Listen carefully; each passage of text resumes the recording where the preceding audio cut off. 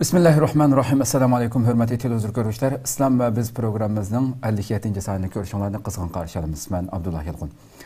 Qadirli görürmənlərimiz həmənlər məlum bolğandək başlayan gündən tatıb ta bugün günkəgəcə hər həftədə xilmi-xil mavzularda hər bir müsəlmanınki çoxum nəhayət roşan, aniq düşünüşü gərək bolğan xilmi-xil temalar əsasında proqramımızı davam qılıb kelyapmiz. Həmənlərə tanışıq bolğan proqramımızın daimlik mehmani Dünya Ülümalar Birliği əzası şundaqla Şərq Türkistan Alim Ülümalar Birliği əzası hörmətli Abdurrahman Cemal Kaşiğari'ni təklif qıldıq.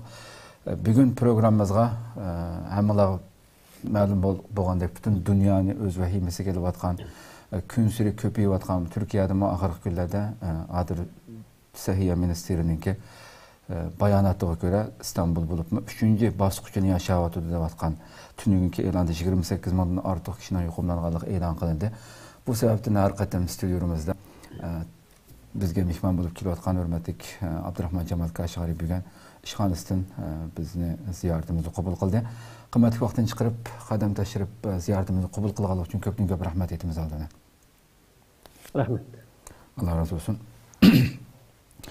Qadirli görürmələrimiz proqramımız naq meydana daxil oldu. Ekranlarda çıxıb duruyatqan nömrələr arqalıq proqramımızğa əlaqədar fikir, təklif, suallarına bolsa yollasanlar buldu. Şundaqla köpləyən qayırdaşlarımızın faydalanışı üçün həm bəhirləb qoyuşunu həm unutmayasınlar. Bugünkü temamız biz elanımızda mütünükün bəgəndək prinsipçan kişilərinki sübətləri degan temada toxtalımız. Əlbəttə bu tema prinsipçan degan vaqtimizda damallıqqa kallımızğa işlərindən aid rətlik, tərtiblik orunlaşdırılğan, işqi vaxtı dikildiğən, vaxtı dikildiğən, ailə hayatı da bolsun, xizmət hayatı da bolsun, aid tərtiblik yürüdüğən kişilər damallık üçün aklımız gelişi mümkün. Amma biz əlbəttə Müslümanın hayatı aşında tərtiblik buluş gerek. Bu əlbəttə dinimizdən tələb qılğan nərsisi bizdən. Bugünkü toxtalmaqçı bolğan asaslıq toxtalğan nərsimiz Müslümanınki hayatıda meyli itiqad cəhətdən bolsun, əxlaq cəhətdən bolsun, yürüş-duruş cəhətdən bolsun, yəni mövqəyə ega bolğan, yəni özününki hər bir söz hərəkətində meydanı bolğan, təvrənməydiğən bundaq kişilərinki sübətləri haqqıdır. İslamdan bundaq kişilərin tələb qıldığanlığı, insanın şamal nəyə çıxsa şu haqqı mağdığan, iqim nəyə köpürək küçüyüb ketken bolsa şu iqimdən keyniga xuddi Qarıqo'nun şəhəriga basan bir közünü qısıb al degəndək nə bolsa özü yaşayatqan yoki uçurğan muhitqa moslashib ketadigan meydanı yo'q, öz fikri, etiqadi mustahkam bo'lmagan bu xil sifatdagi kishilarningki dinimizda hargiz qarshi elinmaydiganligi, islom bizdan bundaq shaxsiyatlarni talab qilmaydiganligi, buni xohlamaydiganligini düşünüş maqsadida biz bu temini o'rinlashtirdik. İnşallah bundan sonra programımızda başlayaq hörmətli Abdurrahman Cemal ustaz. Endi şu prinsipçanlıq haqqında bir kiriş qılıb azraq hər bir kişi özdən məsələn mən prinsipçanmı, mən nəyə güçümə bunu deb so'rash to'g'ri kelsa, shuni biraz bir kirish qilsak, siz prinsipçanmı deb. Bismillahirrahmanirrahim. Cenab-ı Allah hamsına Peygamberimizge dua salamlar olsun. Prensip degen şəxs, cemiyet, millet, hayat tutup mağdığan aqide, ideya, əxlaq ve qimmat qarashlarının yığındısıdır. Ama bizden Müslüman buluş itibarımız bilen İslam'ın prensipleri qaraydigan bolsak, İslam'ın prensipleri şarait qarta özgermeydi. Vaqtliq manfaatga bo'ysunmaydi. Yoki voz kechishni qabul qilmaydi. Yoki xushomat qilishni qabul qilmaydi. Balki payg'ambarimizdek tavranmaydigan mustahkam maydon turishni taqozo qiladi. Xo'sh. Payg'ambarimiz musulmonlarning prinsipda qanday turish lozim ekanligi, mol dunyoga aldanmasligi, mansabga aldanmasligi yoki biror sabab bilan aldanib ketmasligiga ko'rsatma berib shundoq deydi. Allah qasamki, bular meni haqiqat yo'ldan to'sash, hidoyat yo'ldan to'sash, prinsip yo'ldan to'sash uchun mol dunyo tanlab baqdi. huquq tanlab baktı, mansab tanlab baktı ve başka türlük nesler bilen meni prinsipimden vazgeçirmekçi oldu. Ama men vazgeçmeymen. Hatta ki bular 10 qo'lamga quyoshni, sol qo'lam kunni tutqizgan taqdirdami prinsipimdan vazgeçmeymen, e'tiqodimdan vazgeçmeymen deb musulmonlarning e'tiqodida, prinsipida, ideyasida mustahkam turishdan iborat bu ko'rsatmani biz ko'rsatib.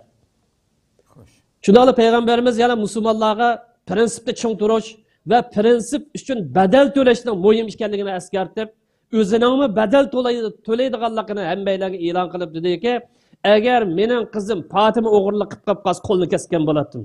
Prinsip yo'lda badal to'lashga men rozi edim. O'zimninki oilasida kishilar, atrofimda kishilar va boshqa jihatdan badal to'lashga rozi edim. Prinsip cho'qim badal to'lashni taqozo qildi. Bu vaqtida endi prinsip qo'ydim. Chunki prinsip aqidaning inkosi, sog'lom ideyaning inkosi, axloqning inkosi, insonning bu dunyoda qimmatli deb qaragan qimmat qarashlarining inkosi. Bunun asasen prinsipçan bo'lgan odam sharoit qarta o'zgarib olmaydi.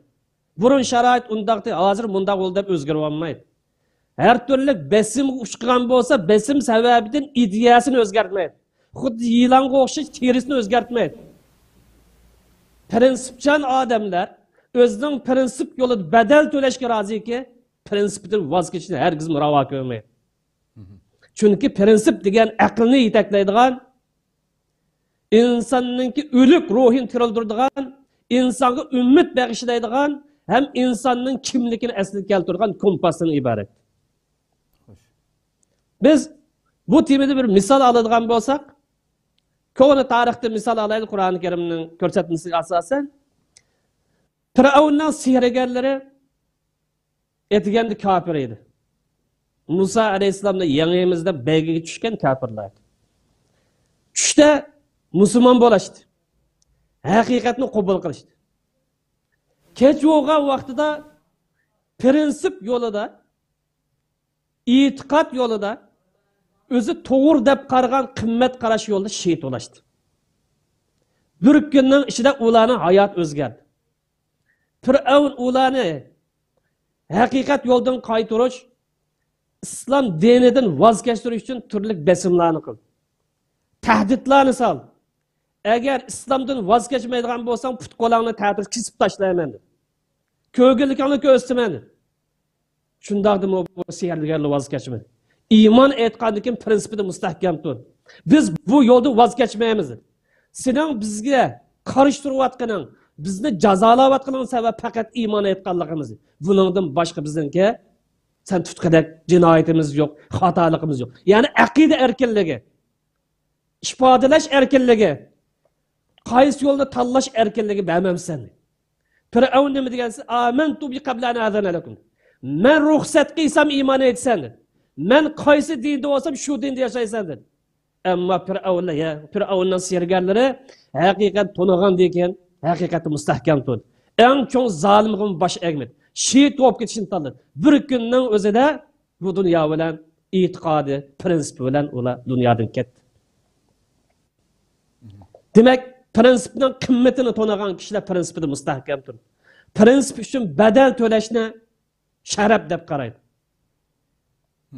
Afsuski aramizda Xitoylarning ideyasidan zararlangan bir qism ideyasi buzuq qalamkashlar bor. Maydoni aniq bo'lmagan, salohiyati aniq bo'lmagan bu qalamkashlar millatni prinsipdan voz kechirishga urinmoqda.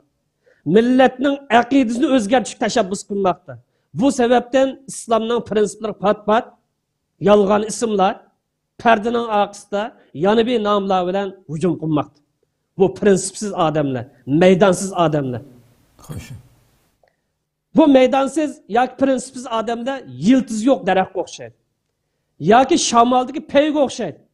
Yoki kimligi salohiyat yo'q odamga o'xshaydi. Shuning uchun xalqimiz bu xil soxtipazlarga, bu xil qalamkashlarga, bu xil ziyoli deb millatni ozdirayotgan idiz buzuqlarga aldanmaslik lozim.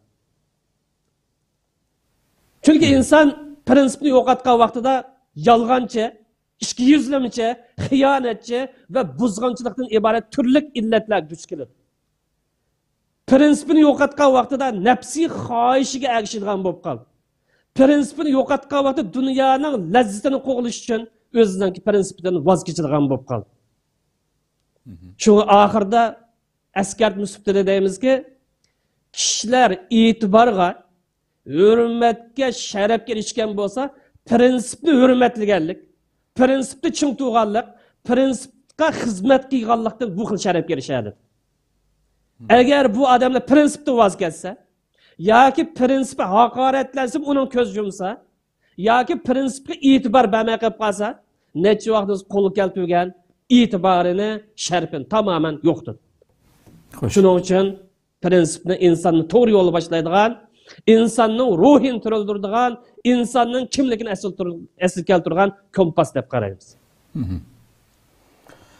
Ko'p rahmat, Alloh rozi bo'lsin. Haqiqatan bir güzel bir kirish bo'ldi. Endi shu yuqorida so'zlab o'tilgan shunday prinsipchan kishilarning sifatlari haqida biroz so'z qilsak. Endi har bir musulmon yoki har bir odam o'zining prinsipchanmi yoki prinsipsizmi, maydoni bormi, maydoni yo'qmi, islomning prinsiplari uyg'un ish qilib o'tamdi, uyg'un ish qilmay o'tamdi.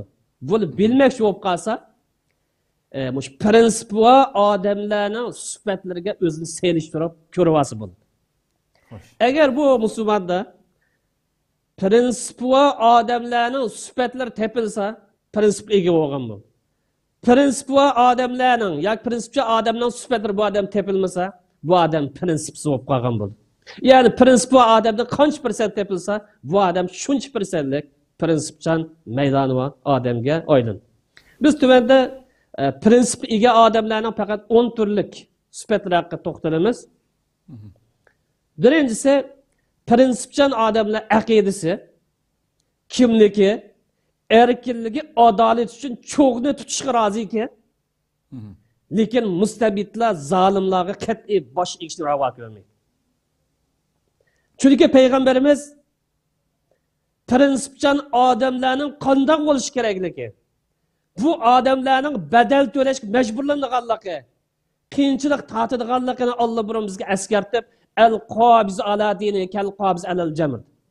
E'tiqodini tutayotgan, e'tiqodini mustahkam turgan bu odamlar, buni prinsip deb qaragan, hayotim deb qaragan, hayot metodim deb qaragan bu odamlar cho'g'ni tutgandek bo'ladi. Demak, prinsipchan odamlar cho'g'ni tutganga o'xshash ashunda bir qiyin kunlarga duch keladigan sharoit kelib qoldi. Bugungi kunga qarasak, Sharq Turkiston musulmonlari, Uyg'ur musulmonlari e'tiqod saqlashni cho'g'ni tutgandek bir holat bo'lmoqda.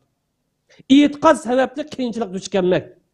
Boshqa dunyodagi musulmonlar e'tiqod sababli cho'g'ni tutgandek dahshat ustida, musibat, xofalik ustida yashamoqda.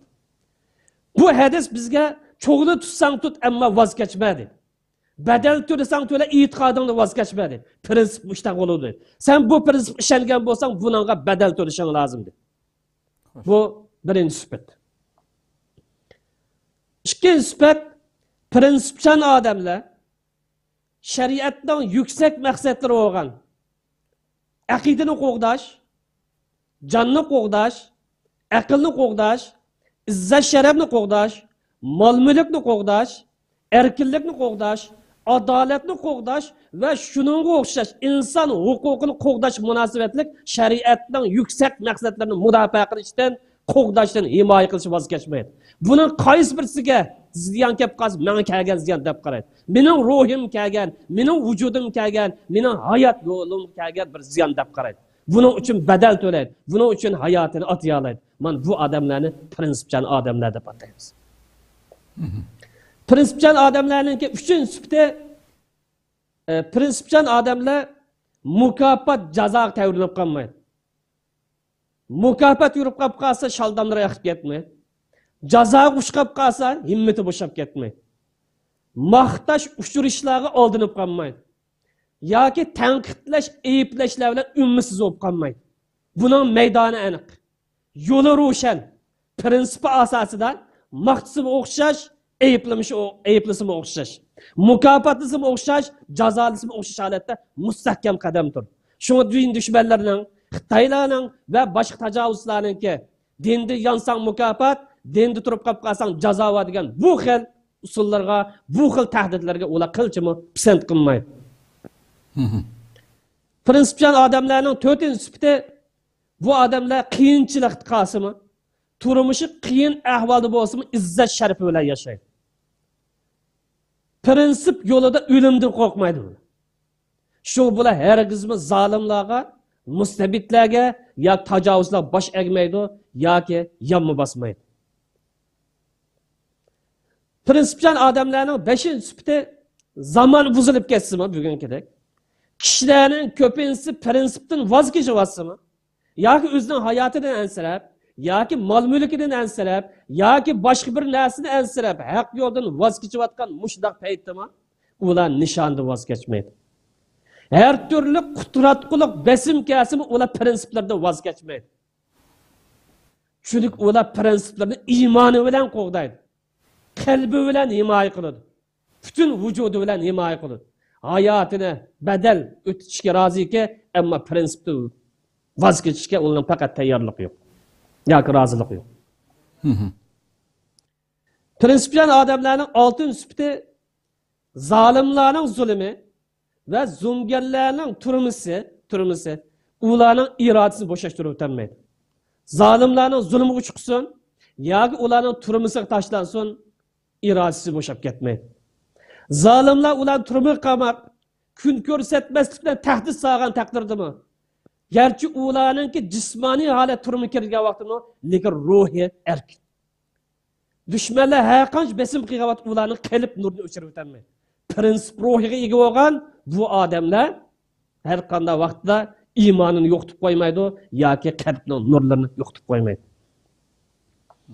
Prinsipcha odamlarning 7-chi sifati bular kuchini iymonidan oladi. Belki bazılar so'rashi mumkin. Bu prinsipcha odamlarning ruhi nereden keladi? Bularning kuchi nereden keladi deyish mumkin. Bularning kuchi iymonidan keladi. Aqidasidan keladi. İdeyasidan keladi. Bular yo'lini iymonga tayinib boshlaydi va Allohga tavakkul qilib yo'lni oxirlashtiradi. Mana bu kuch Allohga bog'langan kuch bularga madad beradi. Prinsipçi adamlarning 8-chi sifati bu odamlar ruhtiq keladi. O'ziga bo'lgan ishonchni yo'qotib qo'ymaydi. Nima uchun degan vaqtida? Chunki bular Allohning buyuk qudratiga ishonadi. Allohning rahmatidan umidini uzmaydi. Bularning Allohga bo'lgan ishonchi, umid yuksak bo'ladi. Bular hayot safarida taqvolik ve sebep netice kanuniga uygun iş hareket qilish ibaret mush uzuq bilan kuchini yetishga ilgirlapma. Prinsipçan odamlarninki 9-chi sifati bular boshqalar qaydab o'zi to'g'ri deb qargan prinsiplardan voz kechmaydi. Yoki mas'uliyatini boshqalarga atib qo'yar, o'zining mas'uliyatidan voz kechmaydi. Yani mesuliyeti başkalar kılıdığı da başlar taşlap koyup özünün mesuliyetten kaçırmayın. Başkalar kıyız hemkarlaşıp çıkırdı. Eğer başkalar mesuliyetten keşif kapkasa bu benim prensipim deyip yolunu davamlaştırıyor. Prinsipçi adamların ahir sifati, 10-chi sifati prinsipçan kişiler prinsipni mukaddes deyip qaraydı. Şahsilerini mukaddes deyip qaramaydı. Bularning nazar shaxsiyda olinishib turdi. Masalan, ne yetakchilar, ne olimlar, ne qahramonlar dunyoga kelib ketib turdi. İnsanning hayoti o'lim bilan yaqin. O'lib ketish har vaqt musulmon nisbatan ko'z oldi ko'rinib turdi. Shu bu odamlar falon odam yetakchi bo'lib qolsa kaynida, agar u bo'lmay qolib qolsa men yo'lda voz kechdim demaydi. Chunki buni muqaddas bilgan shaxs emas, prinsip. Şunun için prinsip mukaddes bo'lganlik uchun u odam bo'lsin mansibida, u odam bo'lmasin, o'zi yolg'iz qolsin, qolmasin, o'zini yo'lida davomlashtiraveradi. Shu prinsipga ega bo'lgan odamlar yolg'iz qolgan taqdirdami yoki soni oz bo'lib qolgan taqdirdami majburiyatni ado qilishga tirishadi. So'zimizni xuloslagan vaqtimizda qaysi bir odam prinsipchan bo'lmoqchi bo'lsa, yuqorqi sifatlar qarshi bo'ladi. Prinsipchan bo'lmoqchi bo'lib qolsa, buning uchun eng muhim bo'lgan narsa kuchli iymon, sog'lom ideya, o'tkir iroda, mush 3 narsa bilan tayyorlik qilsa, prinsipchanlik yo'liga qadam qo'ya oladi, ham yo'l ola oladi. Ko'p rahmat, Allah razı olsun. Nayeti güzel bir misallar keltirildi. Rabbim inşallah her birimizni ana shunday meydani bilan, prinsip bilan yaşaydigan müminlerden kılsın deb tilaymiz inşallah. Şunun oturuşumuz. Hem de hammamizga ma'lum, insonlar dunyoda bugungi jamiyatimizni qarasaqmi, tarixdan buyon o'zi yashayotgan bir jamiyatdagi ma'lum shunday o'rnak shaxsiyatlarga, kishilarga erishib ma'lumotlarga, ularni o'rnak elib ma'lumotlarga aniq hamdi. Bugunmi yoshlarimiz, nurg'un yoshlarimiz İslamның buluqidan, tariximizdagi shunchalar bizning o'zimizning madaniyatini ichidikimi nurg'un daniq shaxslar, ularning yashagan hayoti, ularni yaxshi bilmaganlikdan, bugungi shu ijtimoiy uchur vositalari, axborot tarafdan kelayotgan har xil zaharli uchurlar tufaylidan hiçbir şekilde örnek elishga insonning aqli, normal bir aqli va inson örnek elishga asla layoqati bo'lmagan shularni örnek epkisi deganimda, shularni qilayotgan mayli kiyim kiyish bo'lsin, yurish turishi bo'lsin, gap qilishi bo'lsin, bularni örnek olg'isi keldi. Bu hamda bizning o'zimizningki dinimizdan yiroqlashayotganligimizningki, o'z madaniyatimizdan yiroqlashganligimizning aminatli bir natijasi bugungi kun yo'ruq kunuzga chiqayotgan bir ko'rinishlardan iborat bu narsa. Şoň albatta bizning programmamizning vaqtimiz qisqa bo'lsa-mu, shunday prinsipchan kishilarning ichidan bizning mayli islom tarixidan bo'lsin, bir o'rnak shaxsiyatlar haqida bir qancha misol keltirib turgan bo'lsak. Buna Xabbab ismli bir sahabini örnek alaylı. Xabbab degan bu sahabe shunday deydi. Bir kuni biz dard alandan ashib ketgani, Quraysh kafirlarining har turli zulm va qiyinchiliklarga chidamay payg'ambarimizdan qashig'i bordi. Payg'ambarimiz zotga Allohning payg'ambari biz duo qilmamladi. Bizga Allohdan madad tilamamladi. Qachon qish bu qiyinchilikni tatimiz. Biz haq yo'lda tursak, faqat bir aqida sababidan, imanımız sebebinden muşunda bir qiyinchilik qalamdı. Ba'zanlarimiz tayoq yeyapsa, ba'zanlarimiz turmurak tashlanapsa, ba'zanlarimiz xo'rlanapsa bir Allohga bir duo qilmamladi. Payg'ambarimiz bu sahabening so'zidan anglab bo'lgandan keyin men sizlarga ilgirki millatlarningki voqealigidan bir misollar beraydi. Bu haqiqat yo'li mushaqqat yo'li. Haqiqat yo'li jafoliq yo'li. Bu sizlarga kelgan ahvol emas. Burundan tortib haqiqat egillari, haqiqat mustahkam turish, haqiqat yo'lda o'zi mustahkamlash uchun jafo tortib kelaylik. İlgirki millatlarning tarixi qarasak, e'tiqodi sababli bir odam turmuga ilinadi dedi. Qo'liga ilinadi dedi. Har turli qiyin qistoqlarga duch keladi dedi. Bu qiyin qistoqlarning ichida shu vaqtgi jazolash usullari bo'yicha bu odam geliga qadar ya ko'ksi qadar ko'miladi dedi. Tayoqlar bilan uriladi dedi. Her türlü ahanetler bo'ladi. Kunninki issiqligi bilan qiynaladi yoki so'g'oq bilan qiynaladi. Mush qiyinchilikdan imonidan, e'tiqodidan yonmasa, her bilan buning beshini ikki poch qilishga urinadi dushmanlar. Shu vaqtdagi tajovuzchilari, shu vaqtning mustabid diktatorlar bu odamning e'tiqodiyati uchun beshidan o'ttirdan ikki poch qilib o'tadi. Lekin u odam e'tiqodiga yonmaydi. E'tiqod degan bu dedi. Prinsip degan narsa bu dedi. Mana mushunda mustahkam turadigan vaqtda endin e'tiqod bo'ladi bu. Endin prinsip aylandi bu dedi. Yana bir misol so'zlab beray sizlarga dedi. İlgirki millatlardan yana bir odam qo'lga ilinadi dedi. Bu odam jazolanadi. Her türlü qiyin qistoqlarga duch keladi. Tajovuzchilar yoki zalimlar bu odamni e'tiqodida yondirishchilar. Tömür tag'oq bilan, tömür oridak narsa bilan bu odamning go'shini sunkini qilib ayirib o'tadi dedi. Shu darajagacha vahshiylik, rahimsizlik qiynaydi dedi. Lekin u odam iymonidan voz kechmaydi.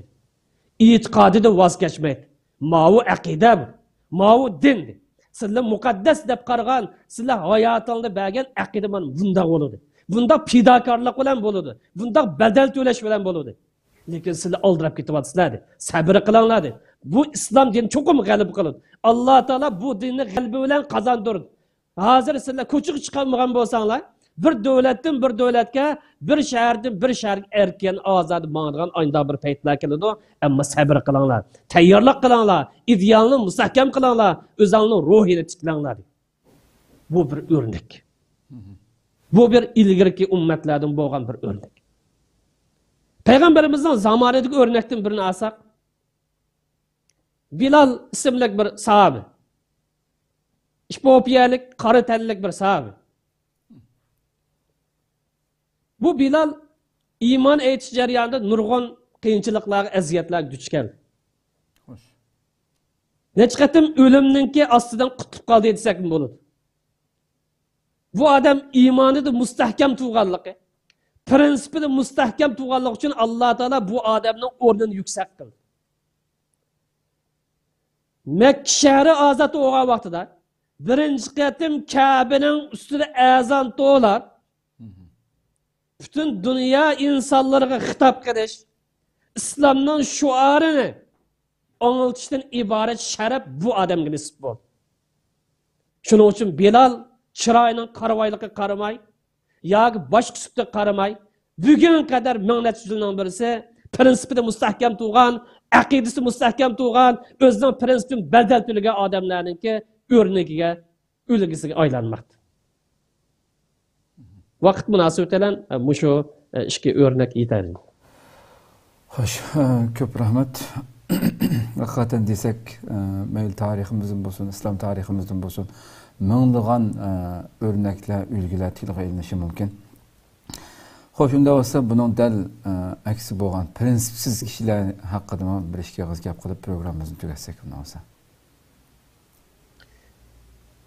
Misrdan bir misol olaylik. Ko'l bir mashhur voqealik. Fransiya Misrni besib olganga to'g'ri keladigan bir holatni tasvirlab berdi. Xo'sh. Misrlik xoinlardan biri kunlarning birida Fransiyaning qo'mondoni yoki imperatori desak bo'ladi, Napoleon, mashhur qo'mondon.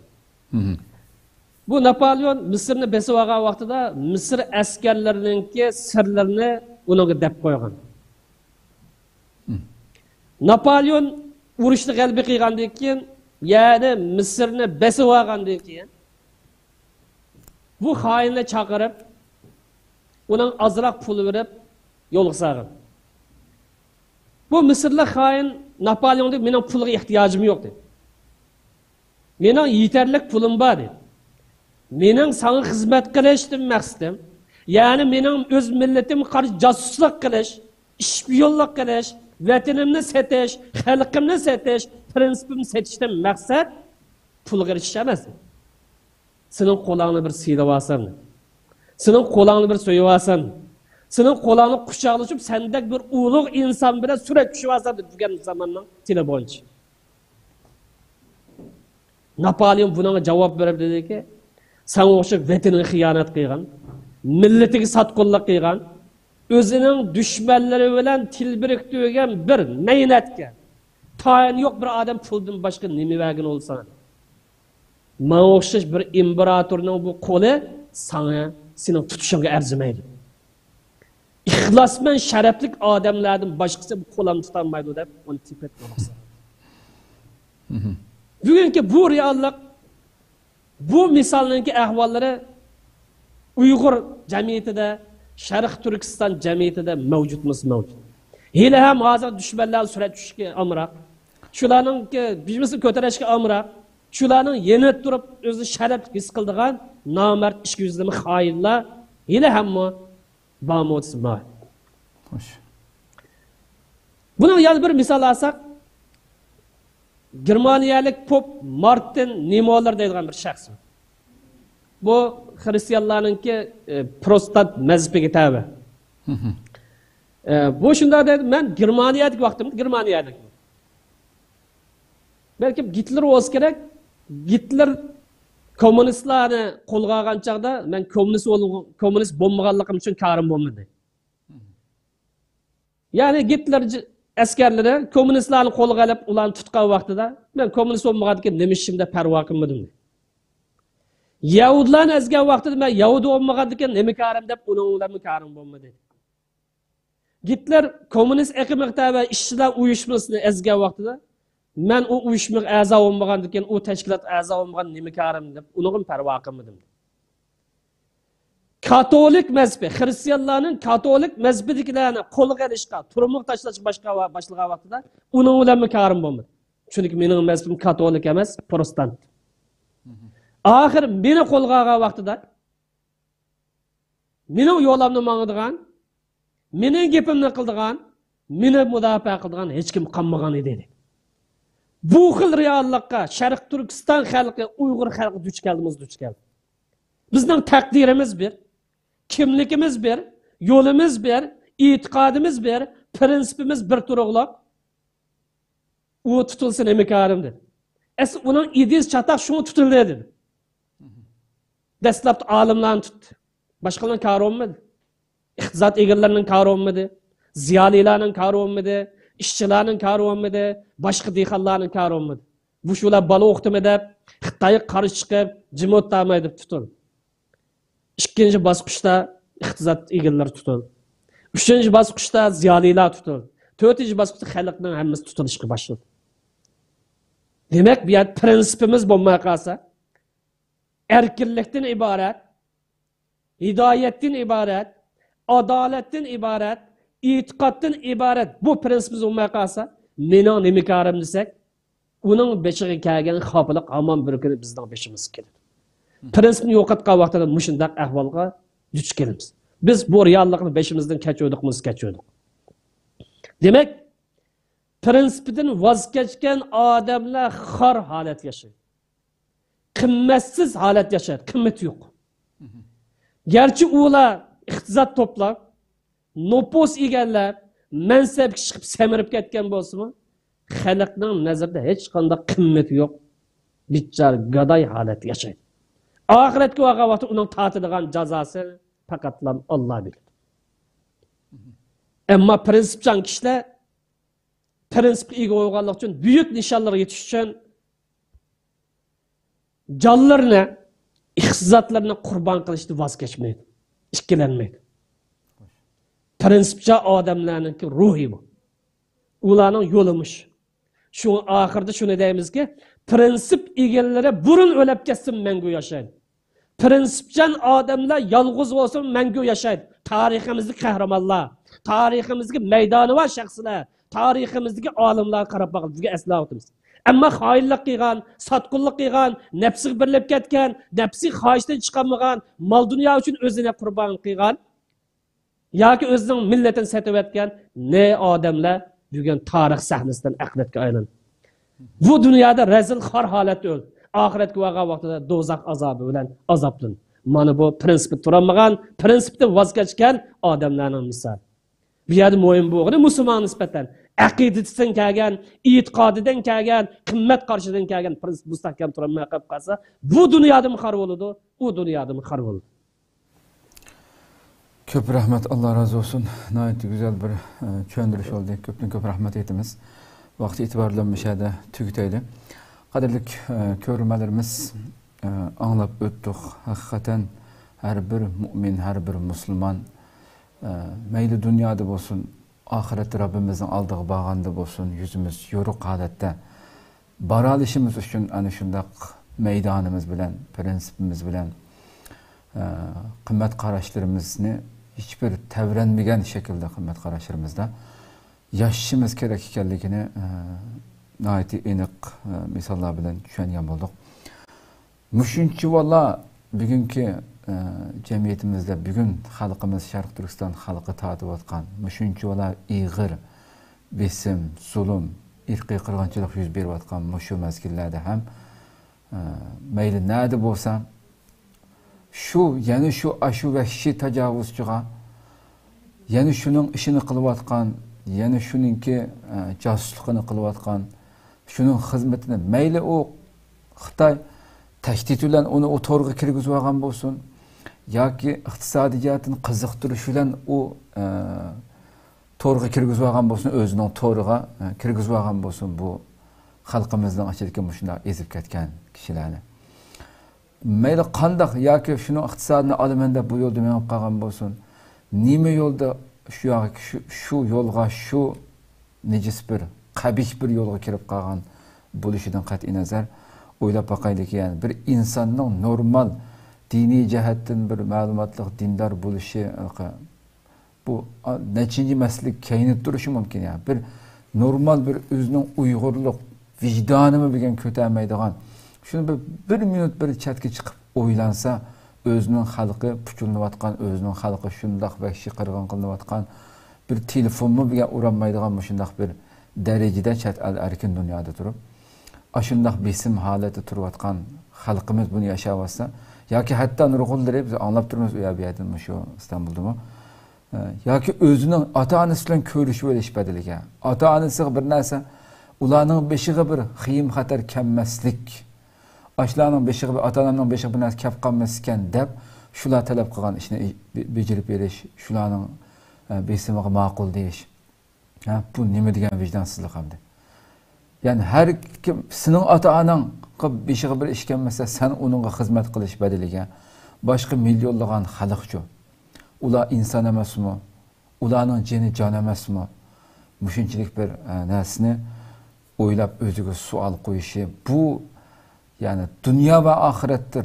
O'zimi rohatsiz bo'ldigan, hech bir shaklda qalbi rohat bo'lolmaydigan, ko'chada o'rtirib mangan bilan qalbi shu jasuslik qilayotganlarning agarda zarracha insonlik tuyg'usi qolgan bo'lsa, ularda qilayotgan shu ishidan rohatsiz bo'lishi aniq, yani beorom bo'lishi aniq.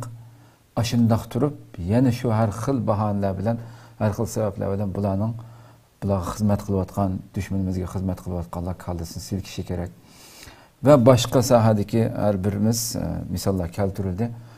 Ana shunday mavqamiz bilan iymonimiz, e'tiqodimiz, tushunchalarimiz mustahkam holatda yashasak, har qanday sirtdan kelayotgan, o'ng so'ldan kelgan bo'ron chapqullar yoki havoninki o'zgarib turishlari bizga hargiz ta'sir qilolmaydiganligi aniq. Rabbimiz ana shunday yo'lda mustahkam mangan mu'minlardan qilishini tuvanchilik bilan so'raymiz Rabbimdan. İnşallah Rabbim ömür berse aldığımız gapda o'xshash soatda boshqa bir temada ko'rishguncha aman bo'lgaysizlar. Assalomu alaykum va rahmatullohi taala va barakatuh.